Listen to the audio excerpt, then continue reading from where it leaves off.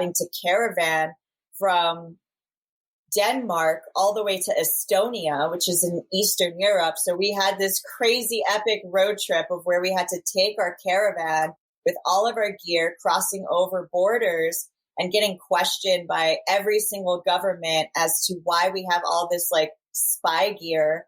And we got detained in Ukraine and Belarus because the KGB was like questioning us and our intentions. And it was actually very tough traveling, but it was also quite the adventure.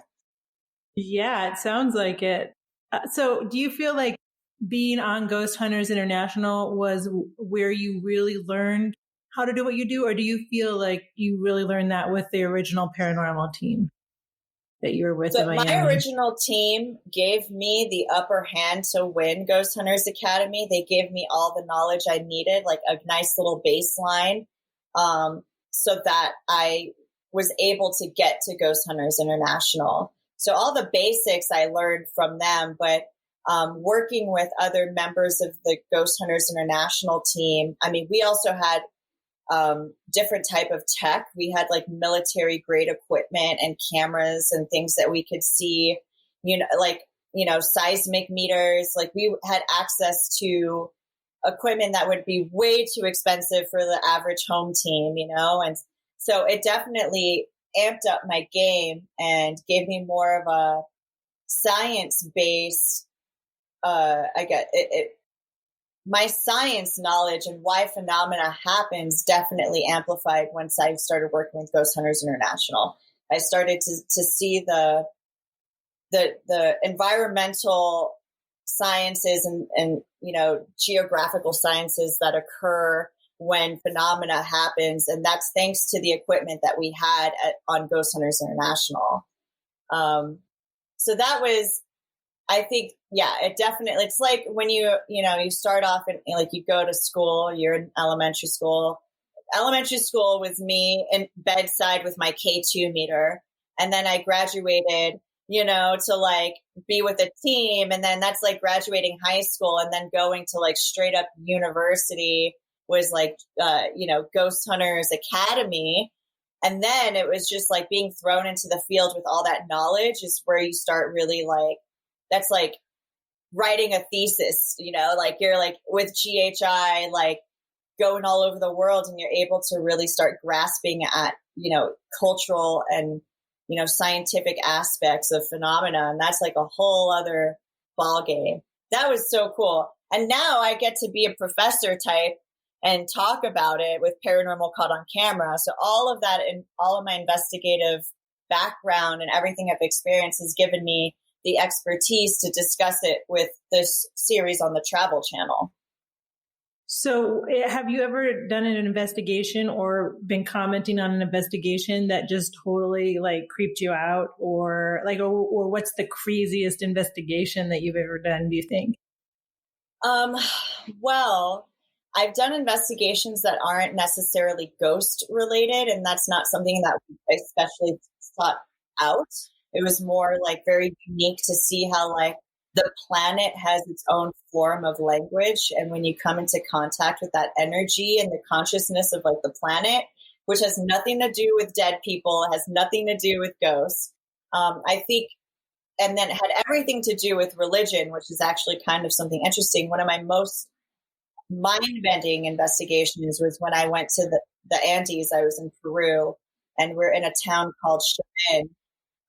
And in this town were all these giant mounds that for the longest time, the locals thought they're just big old hills. And as one of these, I guess, archaeologists started excavating one of these mounds, it discovered that it was just like thousands of years of sediment and growth on top of old Incan temples. And you could see these mounds as far as the eye can see. And they had been excavating this particular location since the 90s, and they finally were able to get into the tunnel systems. And then they discovered this giant carved rock that was not indigenous to the area, that it was, I think, a rock that was like part of sediment that you only find in the polar opposites of the planet. And somehow this Incan tribe from 3,000 years ago was able to acquire this stone, carve it, into like this, they believed it to be like, I guess, a god. And we had these like they're like seismic sensors that seismologists use to like measure earthquakes. So they measure vibrations within the environment, and we put them on this rock. And the rock was sending out its own vibration in kind of like this Morse code. And Wow. whenever you stand around this piece of rock, which is huge, like the size of like 3 adults, like stacked on top of each other, I was noticing I was getting sick. I was getting nauseous. It was kind of like being in this strange vortex. Like, we found out, our camera guys and even like the excavation site managers and the archaeologists and all of our team members couldn't spend a lot of time within the vicinity of this stone because it was affecting their biology. It was making them dizzy. It was making them have tunnel vision. So there was this emission of really high electromagnetic energy coming from this singular stone, and not to mention a certain vibrational code. And the code was about like we recorded it for hours, and we found that the code reset after like some crazy 2,000 like little beeps or decibels, So it was like a 2,000 beep code long message that kept playing over and over and over and over again. Like it had recorded a message on it. And, and then when you, as an investigator, wrap your mind around it, it's like, here you have a civilization of people that recognize that this was a very unique piece of sediment or stone. And they put it in the middle of their temple to like charge it, and they worshiped it. And within this stone has a message that we have yet to decipher, maybe because it's from, I don't know, an alien civilization, or something that like maybe as human beings, we have yet to wrap our heads around, like a language we don't understand. So things like that are very interesting to me because it kind of makes you think outside the box as a paranormal investigator. But then I've also been in locations where you've got like objects that move on their own, and, things like, I think when you see something move and there's not a person that you can convey doing it, that's also very spooky. But I can't say I fear paranormal phenomena. Like, I'm because your mom was telling you were being visited by angels. I think it's, pretty much her fault. Yeah. You're like, there's a giant fireball outside my window. And she's like, you're so lucky. It's an angel, honey. And I know exactly. What? I don't know. So, yeah. Well, do you feel like you have to have to be, because you're obviously fairly sensitive to this kind of phenomena, do you feel like you have to be that? Like, have you ever met investigators who never have really ever experienced anything like that, and they still go on investigations and try to find paranormal phenomena? I find there are a lot of investigators that don't claim to be sensitive, but I still find them to be great to have on teams because they're kind of your like grounding human. You know what I mean? Like sometimes I'll get in my head as a sensitive, and I'll start picking up emotions and things like that. And at the end of the day, we're here to log data and show like phenomena and understand it, especially when you're working in someone's personal space, like their homes or businesses, that my spiritual mood, like, craziness is not going to answer any questions. So you need that person that's a little bit more grounded and maybe has like a blind eye to that type of sensitivity because they're able to corroborate things in a way that maybe other non-sensitive people can understand, and also to corroborate it. If I have an experience and a skeptic or a non-sensitive person has an experience with me, or we capture something within the same team, that is more validating to me because, I could have a paranormal experience whenever I want. I just go and I meditate and I start, channeling things. And it's harder for other people to like connect with energy sometimes. And I do believe, though, on the flip side of that is that even though they're not sensitive right now, that you can actually train yourself to be more psychic and to have those abilities.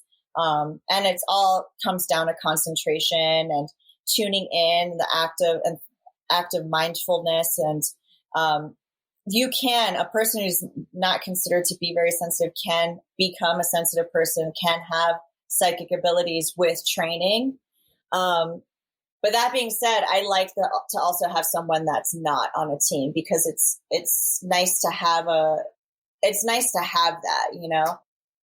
Yeah. If only politics were like that, where you can have like, a Democrat and a Republican work together in the same goal, Yeah, no kidding. God, that would be a dream. Yeah, I know. So A utopia.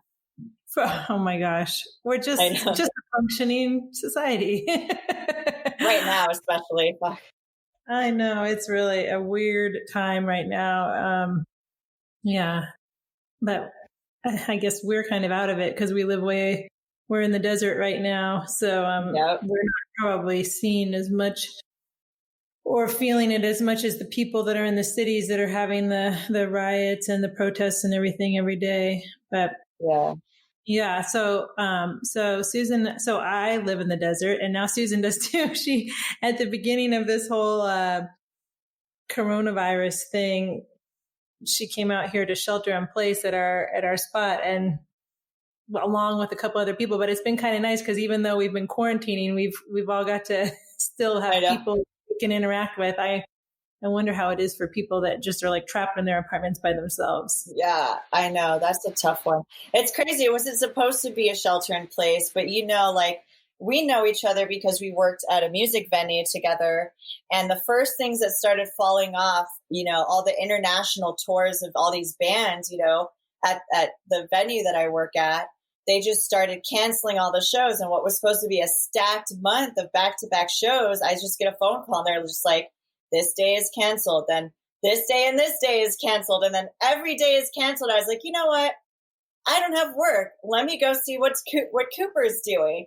And then it was like out here in the desert is when we find out like, oh shit, there's a huge pandemic rolling through now in the US and nothing is open.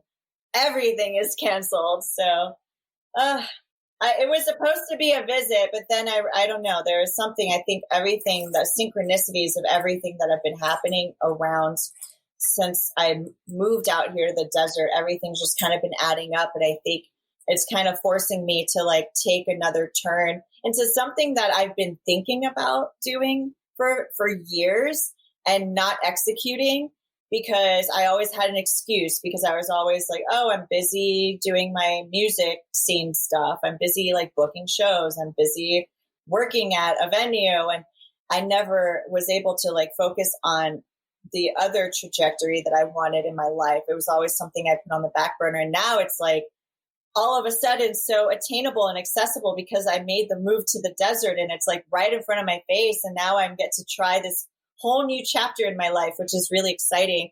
And it also leads me down to a more spiritual version of myself, and one where I'll be more helpful to people in the community once that endeavor is done. And as you know, tell people what it is that you're looking to do out here.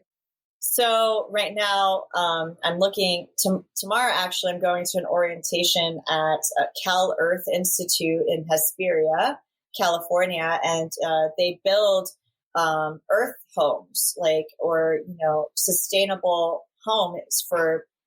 I mean, it's a really cool structure. I mean, it's called a super adobe, and or earth bag homes, and people make really beautiful architecture out of it, but it's also really necessary in places across the world that are hit by awful tsunamis or earthquakes or hurricanes, and there are places that don't have, the means, in these third world countries that don't have the, means to build up after. And so if I learn how to build these types of homes, and maybe I can travel to places that need it and rebuild villages and rebuild homes for people who need it, who just, were wiped out by disasters. And not only that, when you're seeing people being displaced by their government,